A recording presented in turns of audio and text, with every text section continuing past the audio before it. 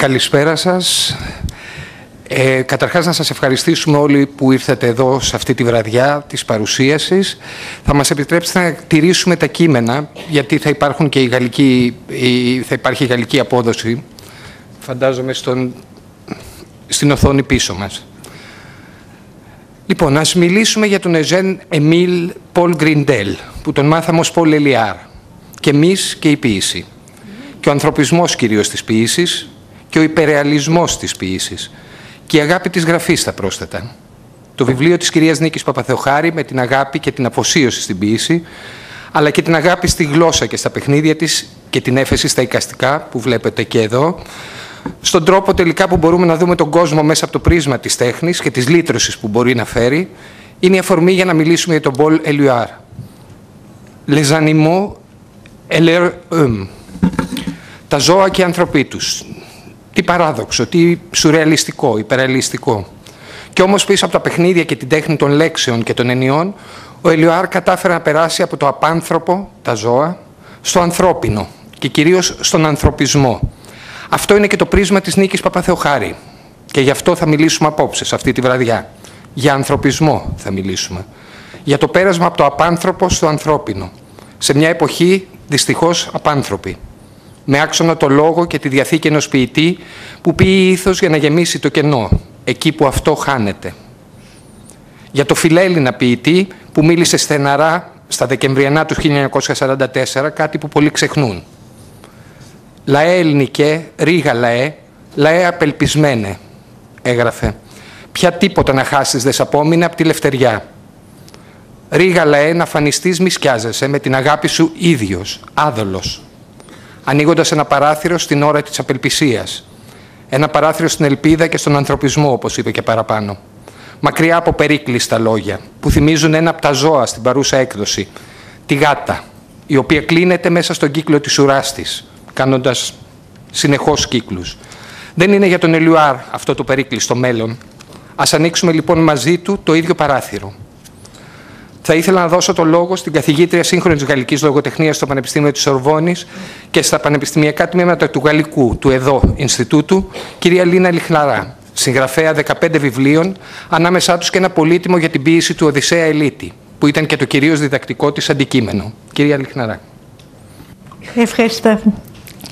Είναι ιδιαίτερη χαρά για μένα να παρουσιάζω ένα βιβλίο της Νίκης Παπαθεοχάρη.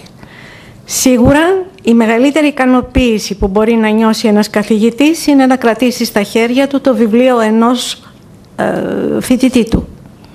Η κυρία Παπαθεοχάρη παρακολούθησε τα μαθήματα της licence του Πανεπιστημίου της Σορβόνης στο Γαλλικό Ινστιτούτο Αθηνών.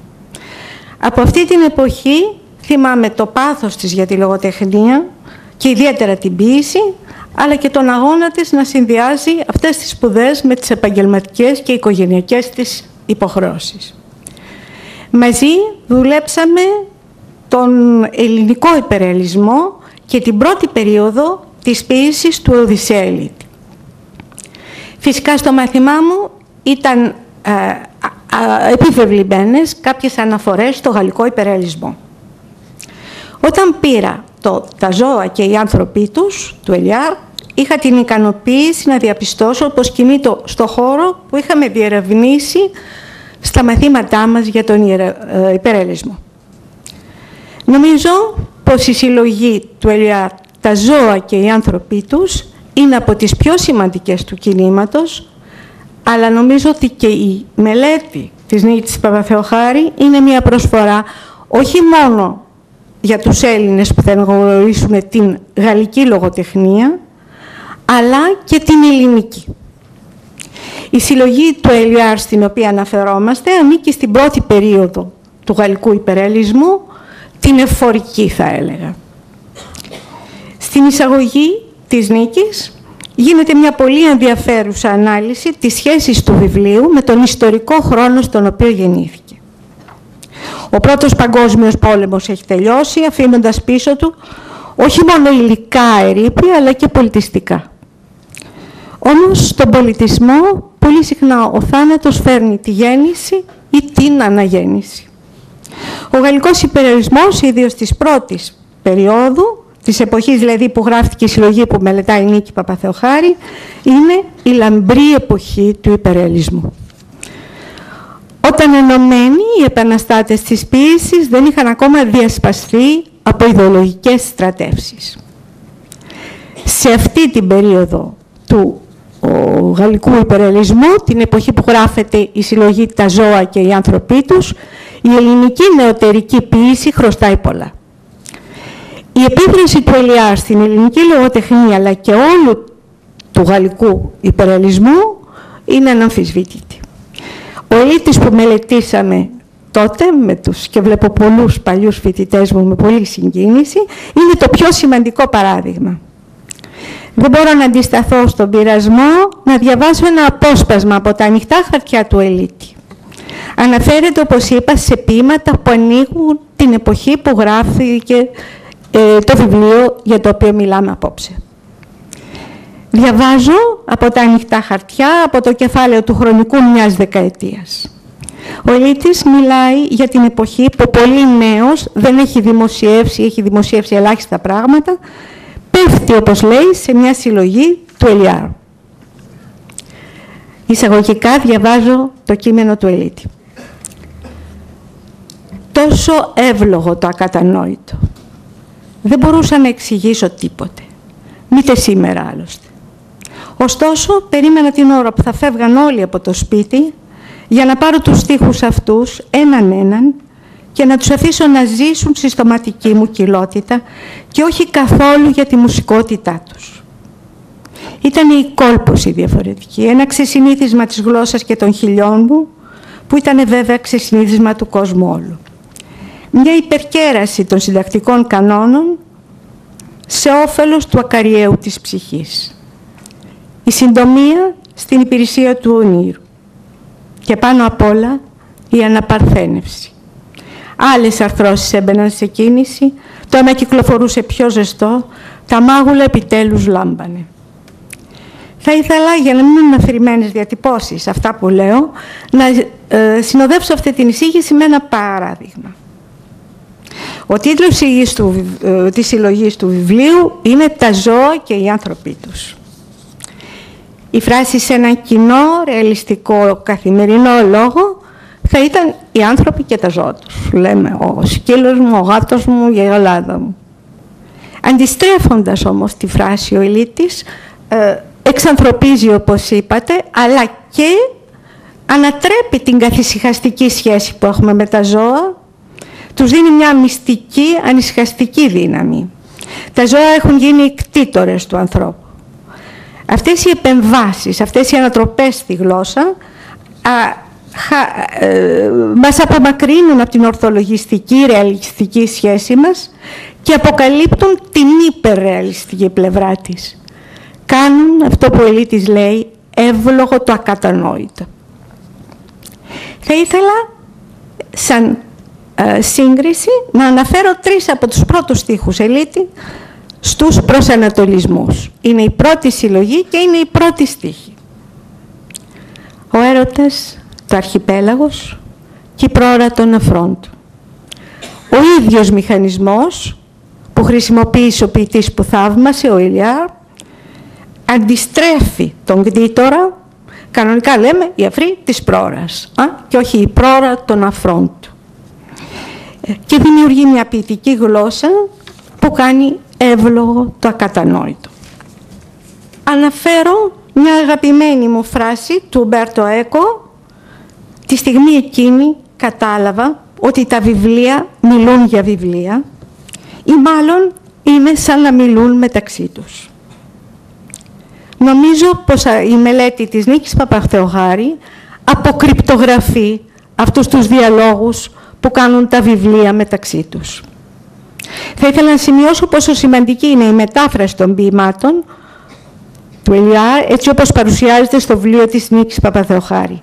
Η δίκλωση έκδοση, πέρα από το πλεονέκτημα του να είναι προσιτή σε ένα γαλλικό αλλά και ελληνικό κοινό, επιτρέπει να απολαύσει κανείς το κείμενο και στις 2 γλώσσες. Ευχαριστώ.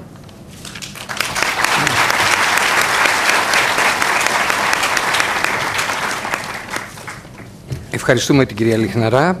Ο λόγος τώρα στον καθηγητή της Γαλλικής Φιλολογίας, παιδαγωγό για χρόνια στο Γαλλικό Ινστιτούτο και καθηγητή της Νίκης Παπαθεοχάρη, Μιχάλη Μιχαηλίδη.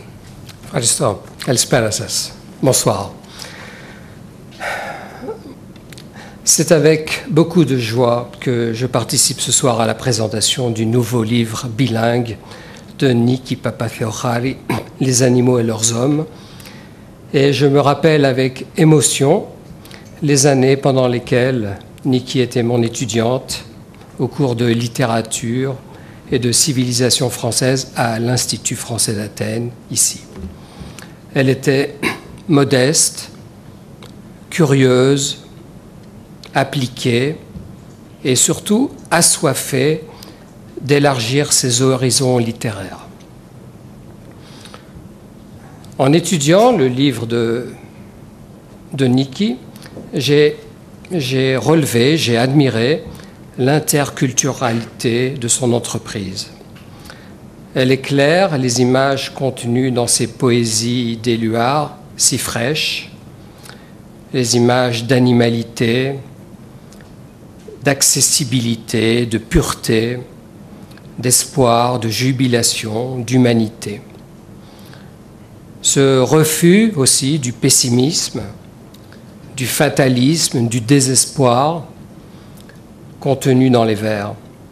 Elle s'intéresse au temps, relevant ses présents porteurs de l'instant à savourer, ses présents de vérité éternelle, ses conditionnels porteurs d'imagination, d'espoir. Niki également passe en revue les éléments qu'on trouve disséminés dans les 10 poésies. Le vent, à travers les ailes, les oiseaux, l'eau associée aux bateaux, aux nageurs, aux poissons, l'eau qui porte et emporte, la terre, les cailloux, le canon dans le port, la lumière et le soleil, omniprésents, en opposition à la nuit. Elle souligne le travail du poète sur les mots porteurs de sentiments, d'émotions, de sensations, de couleurs et sur les sonorités aussi, notamment celle du rire universel, qui n'est pas le propre de l'homme, comme tu disais, Lina. Ouais. La transposition des animaux et de l'humanité. Le rire qui n'est pas le propre de l'homme, comme on a coutume de le penser, mais qui est l'apanage aussi de l'animal, selon Éluard. Et je dois souligner également, ici, une autre qualité de cet ouvrage. C'est les illustrations d'Apollon. Parce que leurs yeux sont si expressifs. Les yeux des animaux sont si expressifs. Et cela les rend si attachants. Alors, en tant que lecteur et enseignant, Niki, je ressens le besoin de te dire merci, car les années passant, à travers tes chansons, tes dimensions scéniques et plastiques qu'on peut voir au fond de la salle, tes écrits et tes recherches, tu t'évertues toi aussi, modestement comme Éluard, à libérer le langage, les formes et les couleurs pour changer la vie. Tu exaltes lucidement l'expérience amoureuse. Tu affranchis, tu libères la pensée de ses limites en recherchant l'absolu et en donnant un sens à la vie. Tu considères le langage comme un acte de foi, conçu comme une lumière capable de faire reculer les ténèbres. Et je rappelle ici la phrase que tu as mise en exergue, la phrase de Kazantzakis au début de ton livre. Parce que toi aussi, Niki, cher Niki, tu te bats avec les mots, avec des pierres du fond de la mer, pour transformer la matière en esprit, puisque tout est possible à qui sait voir. Et tu nous aides à voir. Et nous t'en remercions, Nick.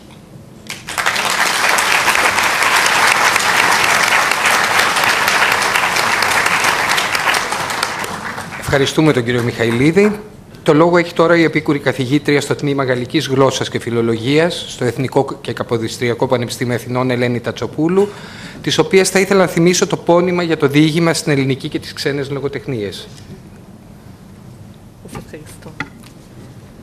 C'est avec émotion que nous évoquons aujourd'hui Paul Éluard dans le cadre de l'Institut français de Grèce. Dans ces lieux, il y a à peu près 70 ans, le 24 mai 1946, Éluard prononça une conférence sur la poésie au service de la vérité, tandis que le 27 mai, il présenta le philhellène Robert Lévesque, alors professeur à l'Institut français, qui parla de l'œuvre de Sikelianos. Éluard vint pour la première fois en Grèce en 1946, où il présenta une série de conférences. En mai-juin 1949, lors d'un nouveau séjour, il traversa la Macédoine déchirée par la guerre et passa quelques jours sur le mont Iramos avec les partisans de l'armée démocratique du général Marcos. Rappelons à ce propos qu'Éluard a dédié à la Grèce le poème Athéna en 1944 et quelques autres encore qui ont été inclus dans le recueil intitulé Grèce, ma rose de raison en 1949. L'étude de Niki Papatheochari sur les animaux et leurs hommes rend hommage au poète en nous faisant découvrir la richesse et la polyvalence de ses poèmes qu'Éluard publia en 1920, soit à l'âge de 25 ans, au lendemain de la Première Guerre mondiale, dont il a connu l'horreur, d'autant plus qu'il a lui-même été gazé. Niki Papatheochari situe ce recueil sous le signe du dadaïsme qui, en poésie, invite à remettre le monde en question à travers le travail sur le langage. En effet, le dadaïsme a été la première étape du parcours d'Éluard avant qu'il ne devienne, avec Breton et Aragon, un des chefs de file du surréalisme, dont le premier manifeste paraît en 1924. Pour dire quelques mots du paratexte, le seul titre intrigue le lecteur en inversant l'ordre conventionnel des choses et en nous amenant, comme l'a évoqué Madame Lichnara, à reconsidérer les échanges entre les hommes et les animaux. Les dessins d'Apollon Papatheocharis, le fils de Niki, sont tout à fait dans l'esprit des poèmes, d'où l'inspiration ludique et l'humour ne sont pas absents, tandis qu'ils se font le support de vérités essentielles, chères aux poètes. L'exergue, emprunté à Kazantzakis, souligne la complémentarité des créatures et la spiritualité de l'univers. Tous, hommes, animaux, plantes, astres, nous ne faisons qu'un. Nous ne sommes qu'une même substance qui mène le même terrible combat. Quel combat? Transformer la matière en esprit.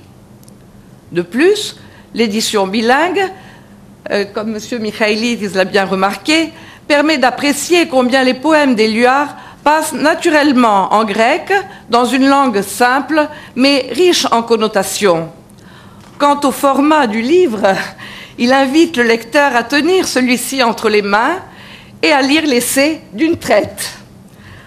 À notre sens, la qualité essentielle de cette étude est d'avoir su montrer que cette œuvre de jeunesse contient déjà en germe les principaux traits de la poésie d'Éluard. Avec une sensibilité prime sautière, Niki Papatheochari, elle-même artiste et poète, nous pouvons contempler ses œuvres, réussit à nous faire découvrir, entre les lignes, la profondeur latente des vers éluardiens sous leur simplicité apparente. Signalons sur ce point que le poète Philippe Jacotet estime qu'Éluard, plus qu'aucun autre, a su garder la parole poétique intacte de toute grandiloquence. Dans son essai, Niki Papatheochari fait bien ressortir comment les échanges avec les animaux viennent révéler à l'homme une nouvelle sensibilité au monde. Au départ, elle met en lumière le désir d'Éluard de renouveler le langage pour suggérer de nouveaux rapports entre les mots et les choses et changer la conception de la vie. Comme le signale le poète lui-même, et le langage déplaisant qui suffit aux bavards, langage aussi mort que les couronnes à nos fronts semblables, réduisons-le, transformons-le en un langage charmant, véritable, de commun échange entre nous. En effet, en recherchant des correspondances parmi les êtres, Éluard aspire à exprimer un idéal de paix, de fraternité, de bonheur, de joie collective. Niki Papatheochari remarque avec finesse que, pour Éluard, la sombre réalité est une ouverture sur la lumière et que, si le poète montre le mal, ce n'est que pour mieux y échapper. Dans ce contexte, les éléments naturels sont porteurs d'une charge euphorique ou dysphorique. M. Michailidis l'a évoqué. La terre emprunte souvent des connotations dysphoriques, comme dans le cheval, figure tragique de la solitude et du manque de communication. Néanmoins, le mode conditionnel laisse percer une lueur d'espoir. Je cite, « Au fait du galop, son élan serait vers la terre.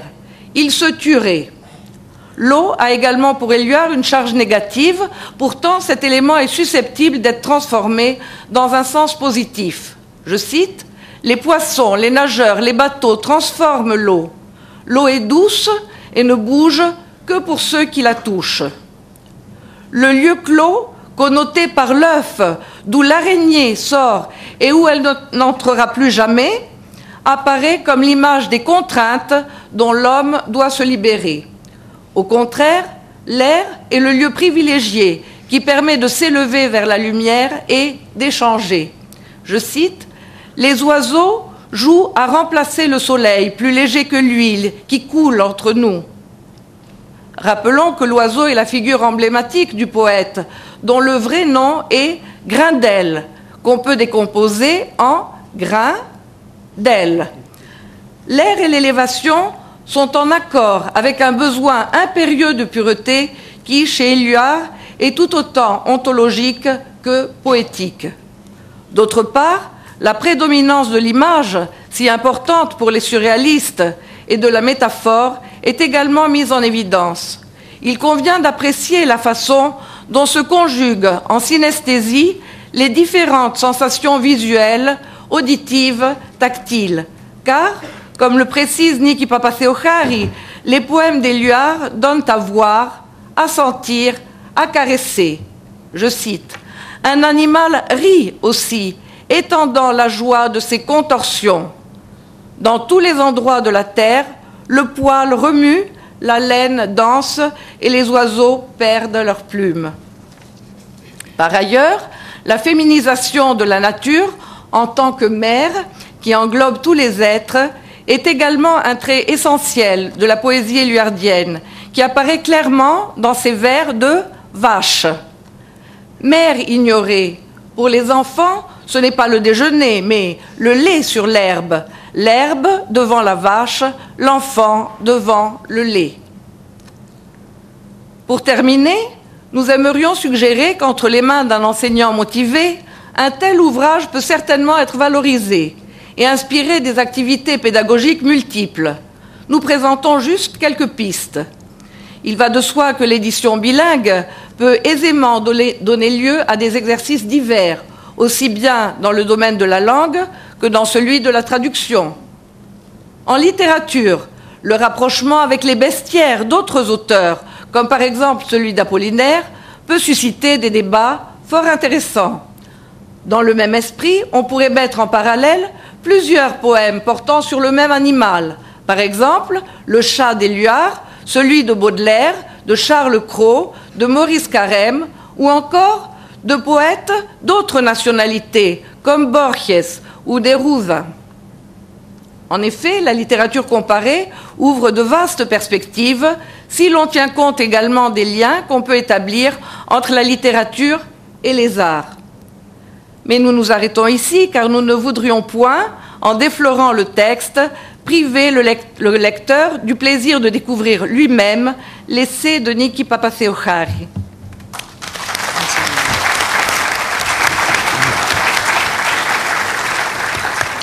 Ευχαριστούμε και την κυρία Τατσοπούλου. Ο παρουσιαστής στη γαλλική τηλεόραση Νίκος Αλιάγας θέλησε να στείλει ένα βιντεοσκοπημένο μήνυμα για το βιβλίο της κυρίας Νίκης Παπαθεοχάρη.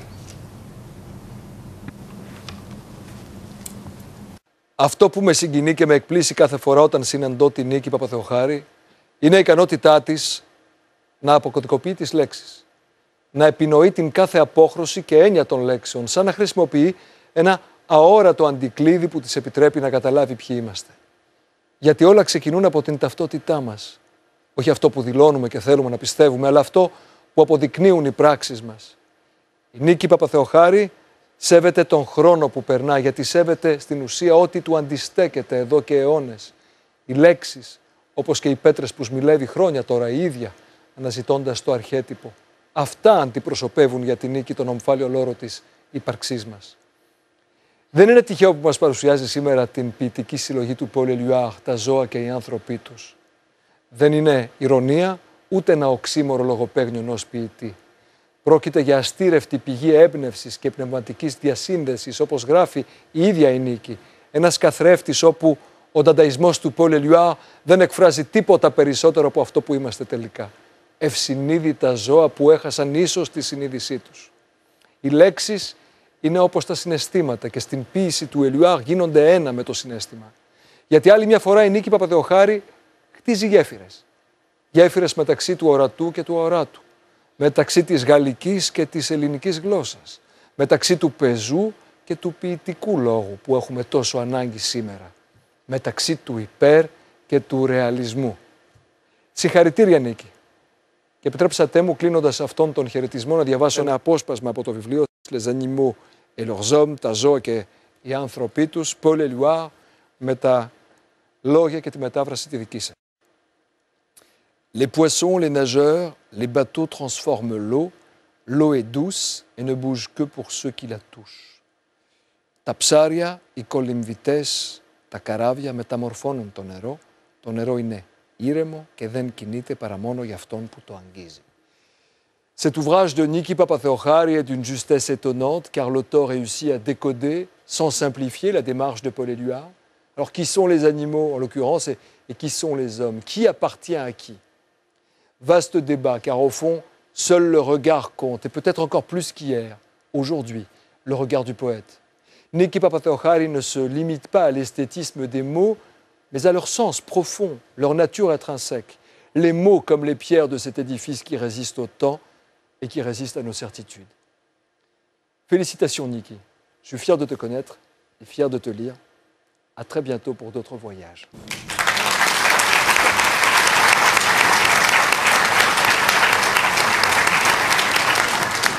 Για το τέλος κρατήσαμε τη γνωστή, πιστεύω σε όλους, κυρία Ρούλα Πατεράκη, με τον εσωτερικό και εξωτερικό θεατρικό παλμό της, που θα φωτίσει με το δικό της τρόπο τον κόσμο του Paul Éluard και το βιβλίο της Νίκης Παπαθεοχάρη.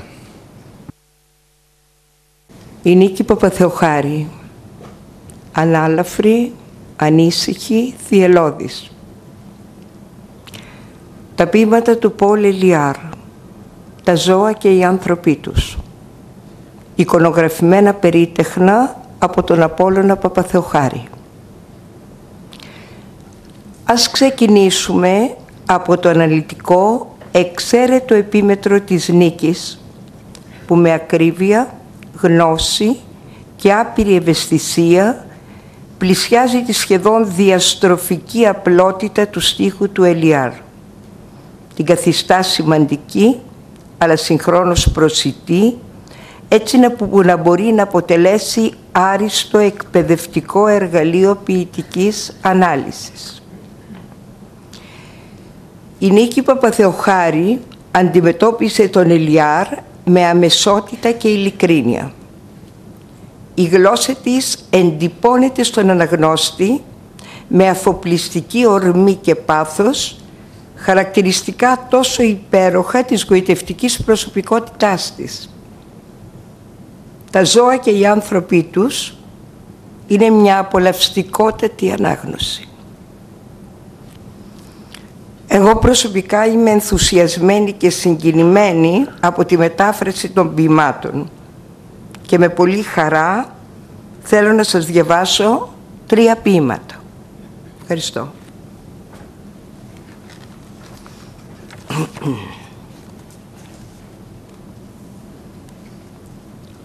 Το πρώτο είναι ένα ζώο γελάει.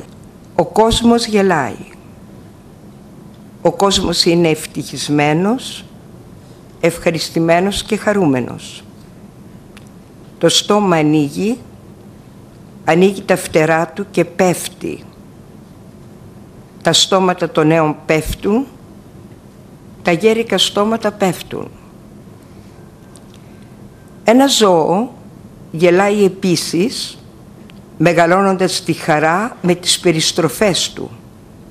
Σε όλα τα σημεία της γης το τρίχωμα κινείται, το μαλλί χορεύει και τα πουλιά χάνουν τα πουπουλά τους. Ένα ζώο γελάει επίσης, χοροπηδάει και ξεφεύγει. Ο κόσμος γελάει. Ένα ζώο γελάει επίσης.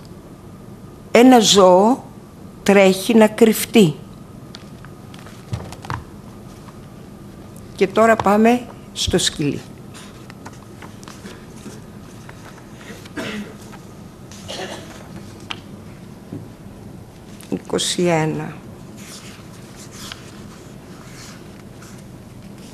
Το σκυλί. Θερμό σκυλί, παραδομένο στη φωνή, στις εντολές του αφεντικού σου, πάρε τη ζωή σαν τον άνεμο με την όσφρησή σου. Ησύχασε. Και το τελευταίο, η γάτα.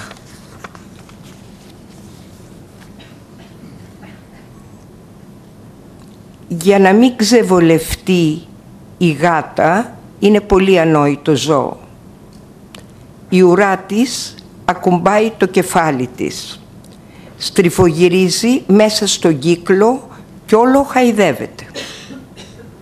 Αλλά τη νύχτα ο άνθρωπος βλέπει τα μάτια της, που η χλωμάδα τους είναι το μόνο δώρο. Είναι πολύ μεγάλα για να τα κρύψει και πολύ βαριά για το χαμένο άνεμο του ονείρου. Όταν η γάτα χορεύει, είναι για να οχυρωθεί στη φυλακή της, και όταν συλλογέται, φτάνει μέχρι το παραπέτω των ματιών της. Σας ευχαριστώ.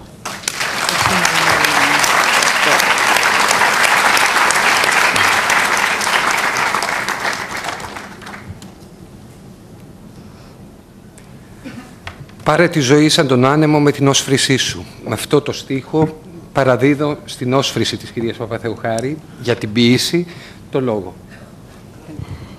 Δύο λόγια μόνο για τη μνήμη και για τη γλώσσα του ποιητή. Bonsoir. Je vous souhaite la bienvenue à l'Institut français de Grèce, qui est ma deuxième maison spirituelle par excellence. J'estime que vous avez déjà assez entendu de précieux propos d'aussi éminents intervenants, et je vais maintenant essayer par une brève conclusion, très brève conclusion, de terminer notre étude dédiée à Paul Éluard et son œuvre Les animaux et leurs hommes, qui m'est très très cher. Dans cette entreprise, il m'a été assez difficile de choisir seulement 3 citations de son orientation méditative. La première, il nous faut peu de mots pour exprimer l'essentiel. La deuxième, jeunesse ne vient pas au monde. Elle est constamment de ce monde. Et enfin, une phrase dernière qui souligne, qui détermine, qui garantit le rôle fondamental, le rôle vital du mot. Il nous dit, par le pouvoir du mot, je recommence ma vie. Je suis né pour te connaître, pour te nommer liberté. je crois sincèrement que jusqu'à ce que les chants d'amour deviennent universels, il nous reste énormément de choses à balayer et à nettoyer. Vous me permettrez de remercier mon éditeur, M. Tegos, M. Ayanidis, Apollon Papatheocharis, pour ces illustrations magnifiques des pages des animaux et de la couverture, le grand grec Nikos Aliagas, qui est aussi un ami précieux, qui est toujours auprès de moi, Madame Tatsopoulou, Madame Pateraki, pour leur intervention si chaleureuse et si importante, et enfin de remercier mes professeurs, Madame Lichnara et Monsieur Michailidis, parce que je ressens qu'ils m'ont donné les dons les plus précieux de ma vie, le F-Zine. Ma famille, mon cœur et moi, nous vous remercions de votre présence. Η οικογένειά μου, η καρδιά μου και εγώ σας ευχαριστούμε που ήρθατε.